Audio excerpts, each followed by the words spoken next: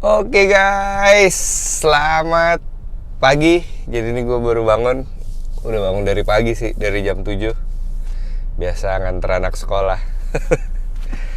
Oke guys, akhirnya gue udah di Jakarta. Kita semua tim Teknotuner udah di Jakarta.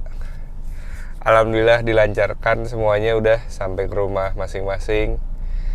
Urusan bagasi semua, bea cukai semua udah aman. Jadi ini video gue pengen review ulang, bahas apa aja yang terjadi di sana ya kan. Mulai dari datang deh, gue datang hari pertama gue mampir dulu ke Singapura. Soalnya ada rencana kemarin tuh ngeliat-ngeliat barang komputer. Si Hanan juga minta tolong liatin. Akhirnya udah nyampe di HBY. Besoknya langsung nggak ngapa-ngapain tuh, hari Minggu kalau nggak salah deh. Baru nyetingnya hari Senin di Kelong 14. Di Wangnoi dulu deh, nyeting 1000 meter. Selasanya baru di Rasami yang nyeting sampai jam 1 pagi.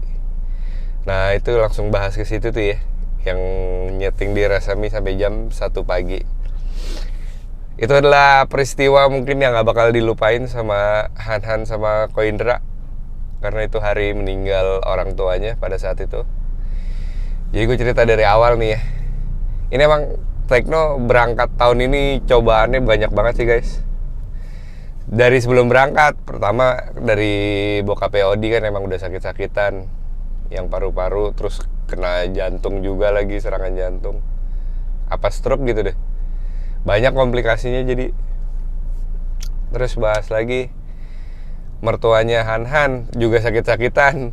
2 hari sebelum berangkat 2 hari sebelum berangkat tuh ke klinik istri gua kan, mau ngecekin giginya. Pingsan di kliniknya.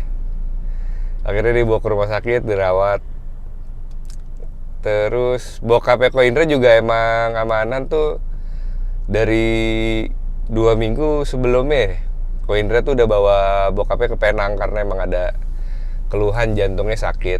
Dan ternyata emang udah 2000 berapa ya, pernah dipasang ring juga di Penang. Emang punya penyakit jantung nih.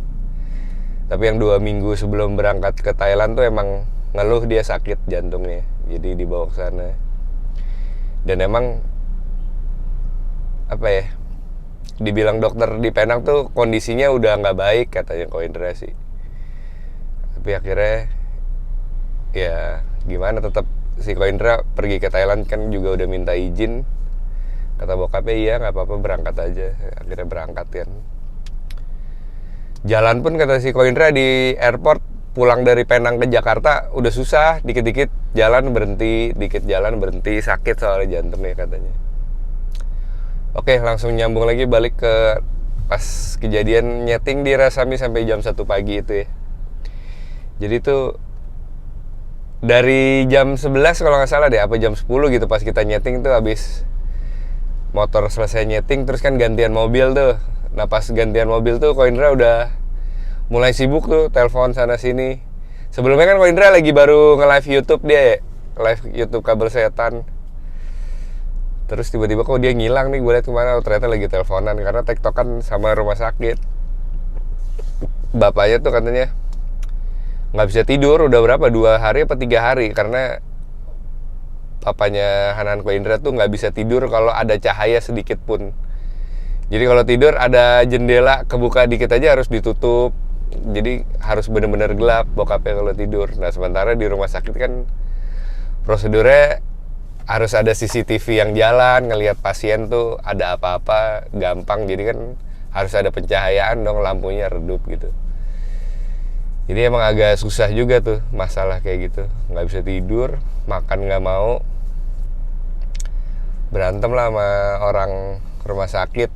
Karena dibilang juga maksudnya, iya kalau mau jadi nggak ada tindakan juga katanya. Katanya kalau mau ditindak cepat, pindah ke rumah sakit yang lain.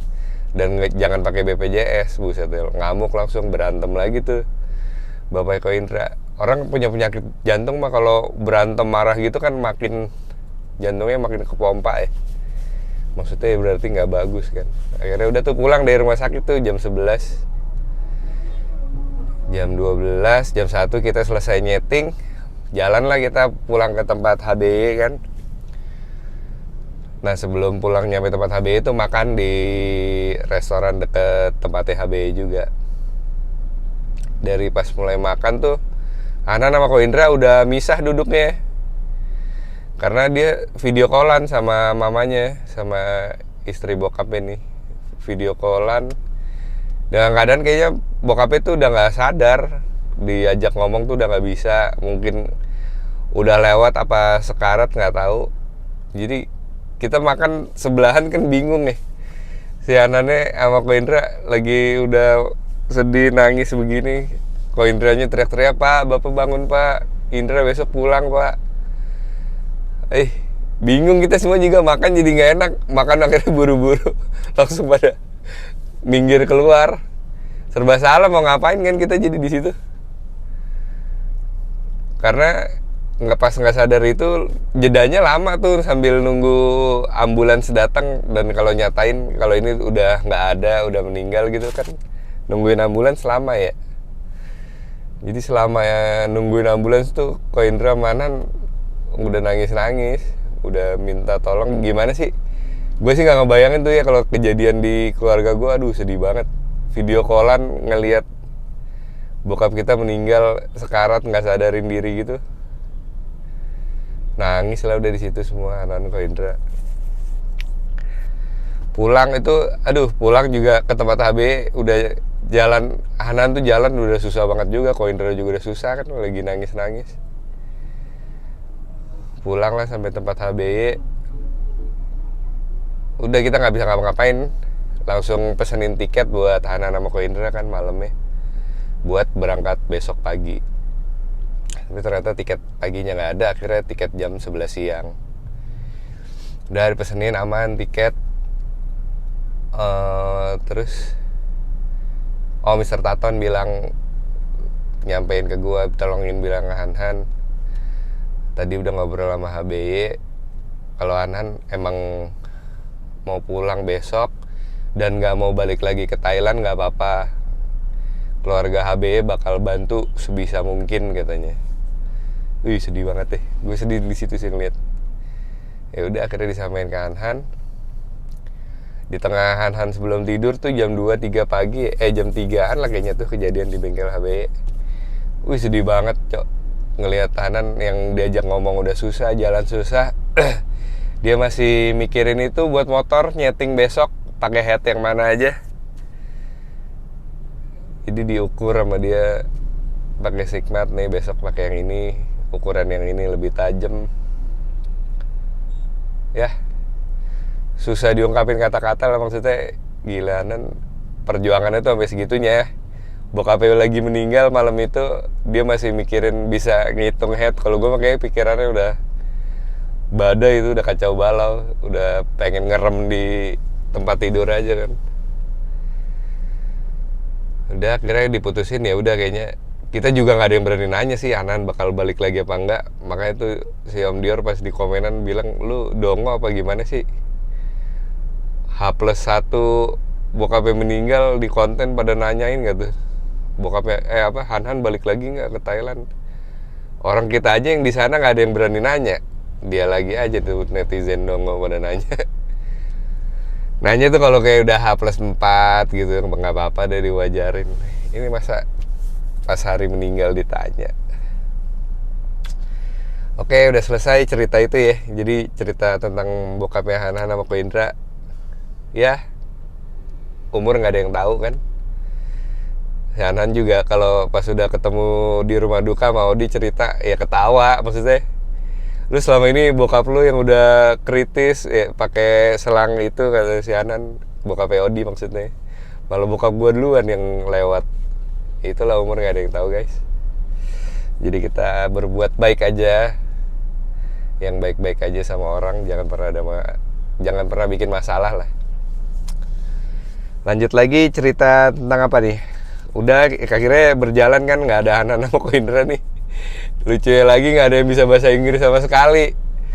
Jadi kalau pas kemarin gue nggak berangkat ke Thailand sih lucu lagi aja tuh kejadiannya. Bebek sama ayam ngomong. Nggak nyambung.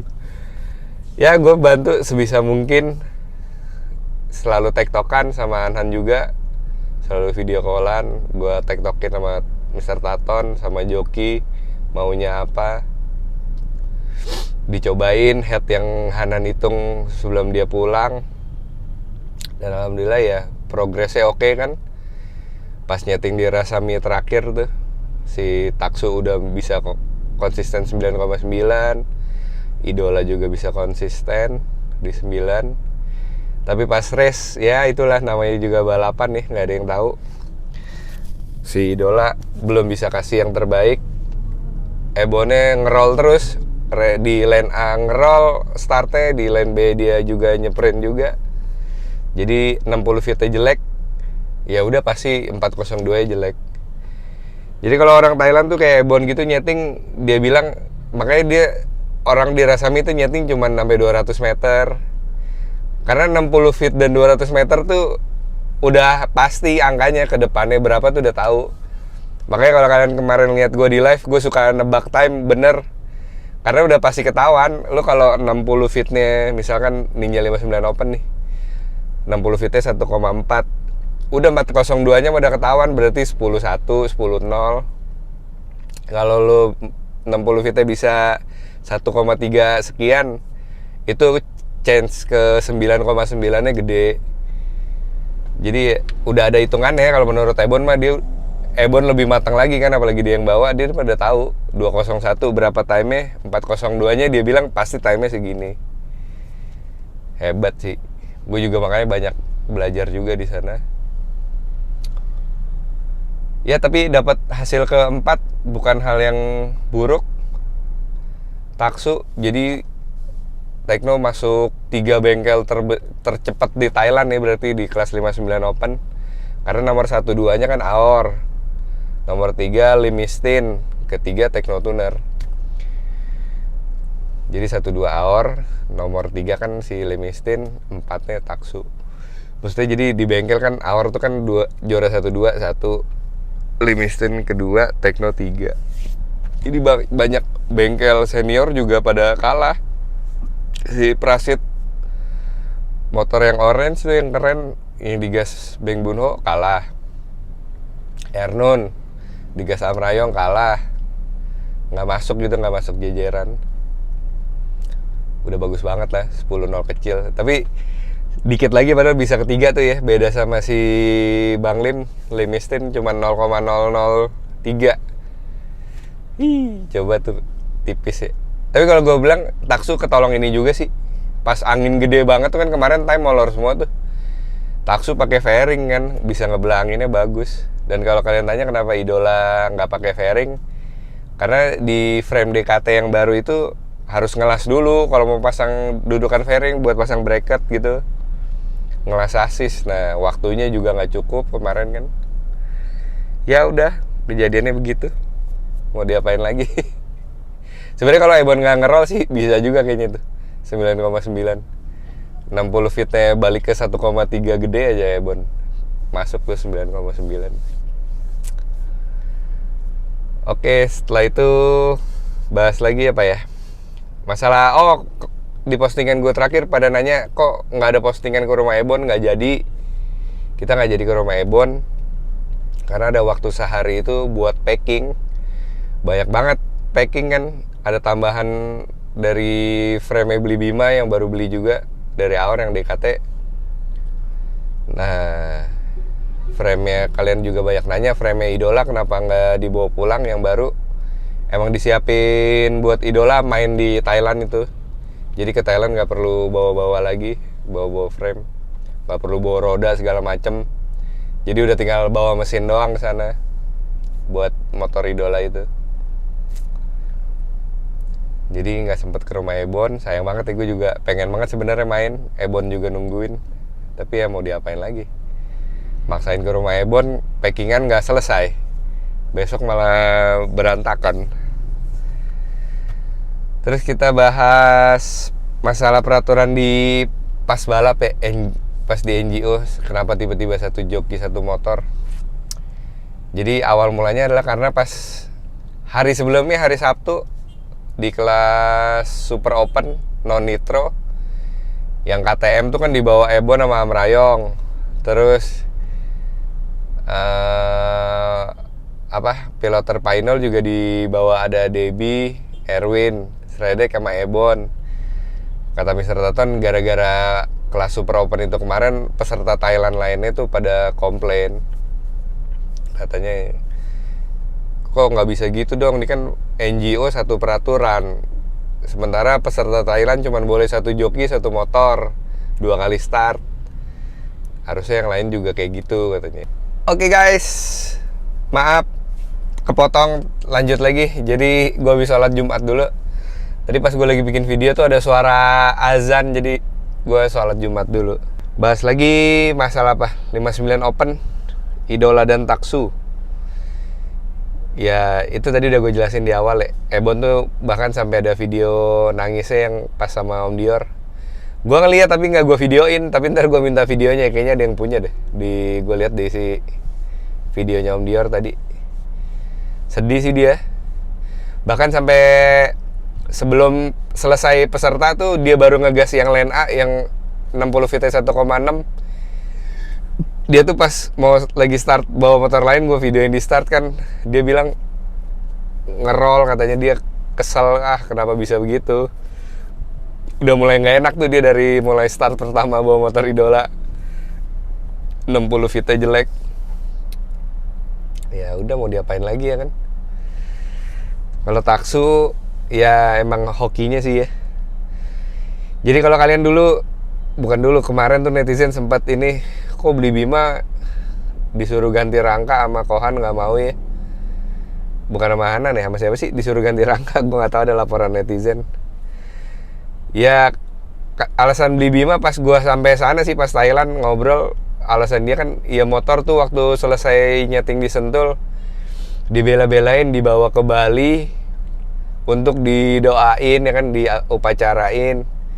Kalau gue ganti rangka ya motornya berarti udah bukan Taksu lagi dong, bukan motor yang didoain. Ngapain gue waktu itu repot-repot bawa balik ke Bali dulu sebelum dibawa ke Thailand ya kan.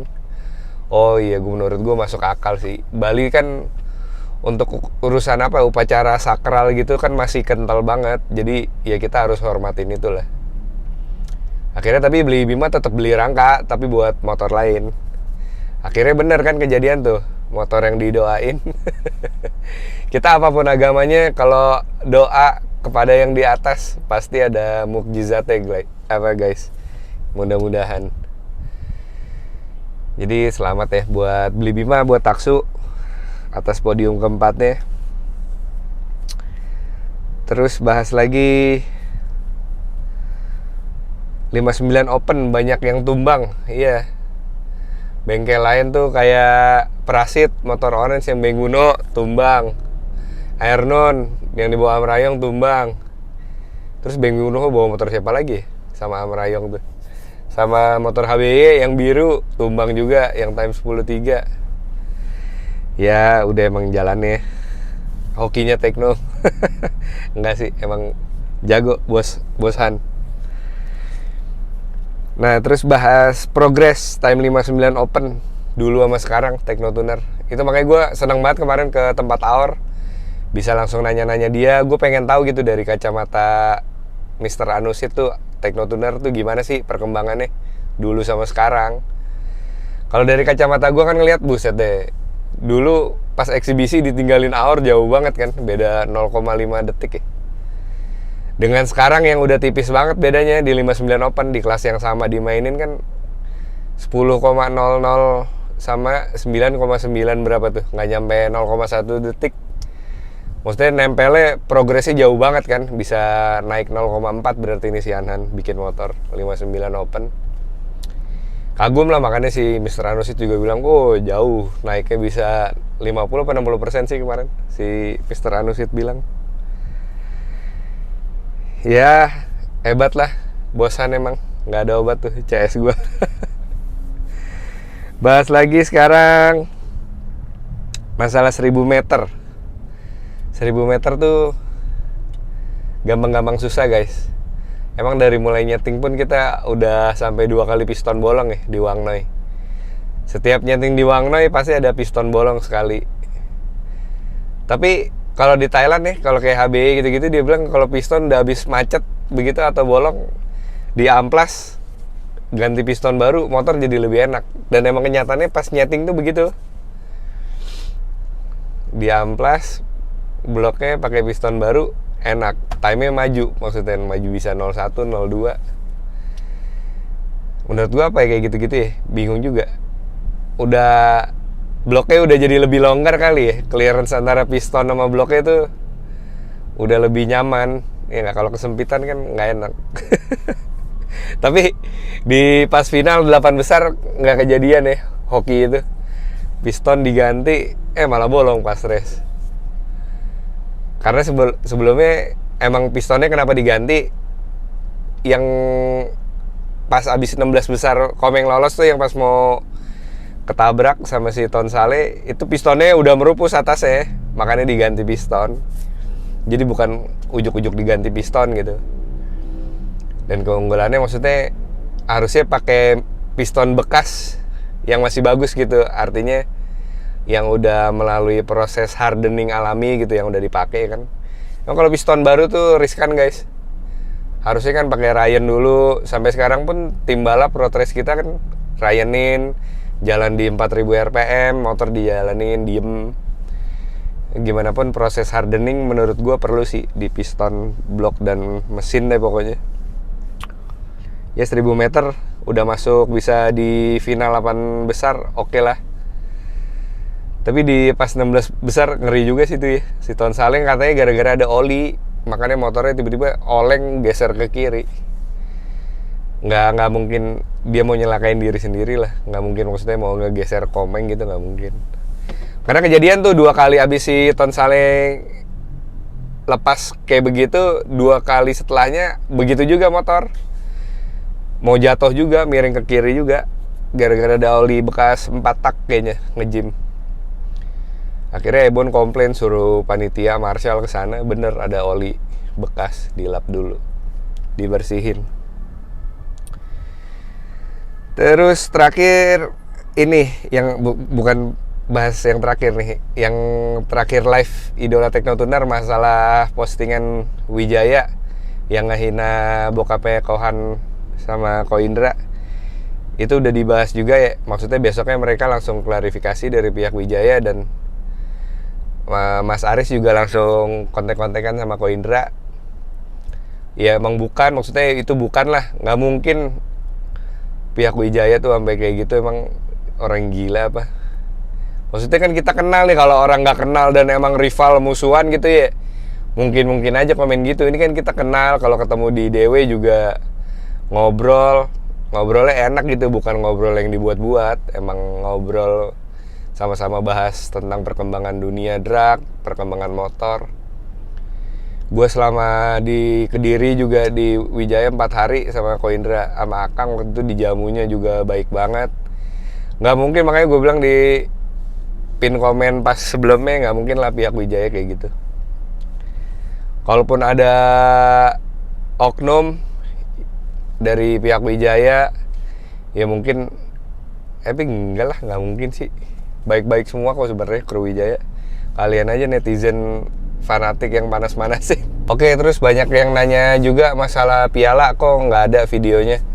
Jadi piala itu nanti di Januari ya. Jadi NGO ngegelar kayak gala dinner gitu, makan malam bareng-bareng, ngundang untuk penyerahan piala. Jadi pialanya tuh tertulis guys, ntar juara 4, terus ada time-timenya berapa.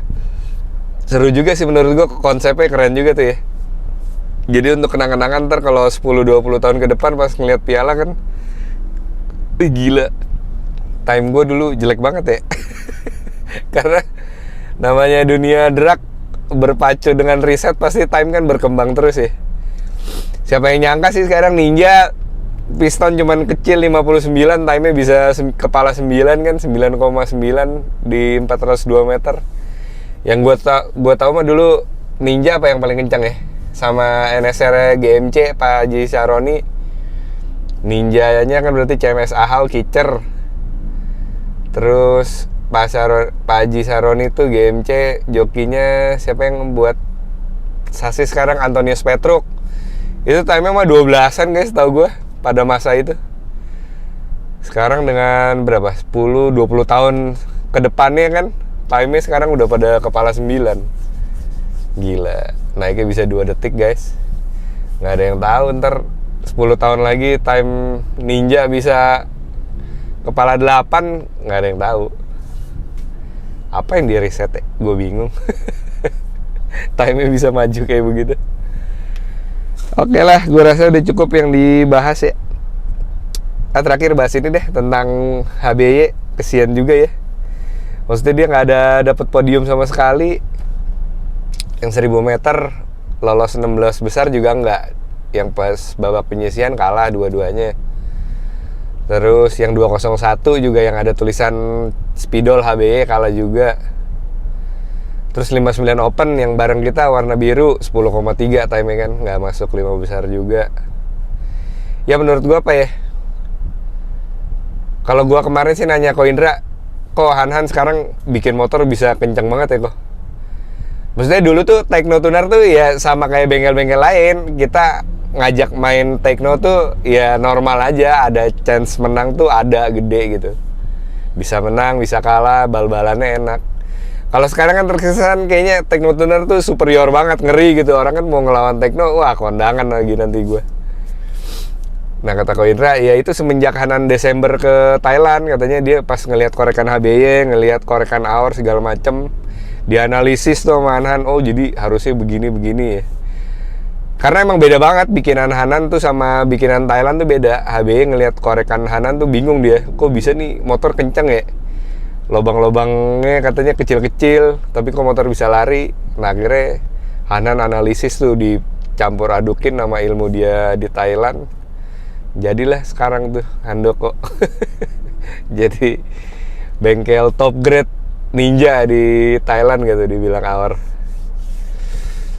Ya mudah-mudahan aja doain nih, mudah-mudahan HBY dapat ide-ide baru, bisa dapat risetan baru lagi. Emang susahnya kalau udah tua kan, jiwa ngerisetnya tuh mungkin udah nggak kayak dulu, udah nggak semangat. Gua aja sekarang yang udah mau kepala 4 main motor kan udah males ya, apalagi HBY itu yang udah 40 tahun main motor kayaknya dia. Sekarang umurnya 58, 59 nih HBY. Udah mau 60. Mungkin main motor dari muda, dari belasan tahun kan. Maksudnya jiwanya, ya bahkan kan tahun lalu katanya HBY itu sebenarnya udah mau tutup bengkel. Gara-gara Tekno Tuner masuk, dia jadi semangat lagi. Ya bisa dilihat lah kemarin, sedihnya gitu ya. Seneng sih mungkin kalau gue bilang sih HBY itu datangnya Tekno seneng. Dapat keluarga baru, dapat bikin semangat baru, ngelihat mesinnya Han, ngelihat Han cara nyetingnya. Mungkin bisa numbuhin sedikit rasa dia untuk ngeriset motor lagi. Oke lah guys, terima kasih yang udah ngikutin Tekno selama ini, dari sebelum berangkat Thailand sampai ada hasil kemarin. Semoga kedepannya bisa lebih baik lagi. Semoga ada match-match seru lagi. Oke, terima kasih.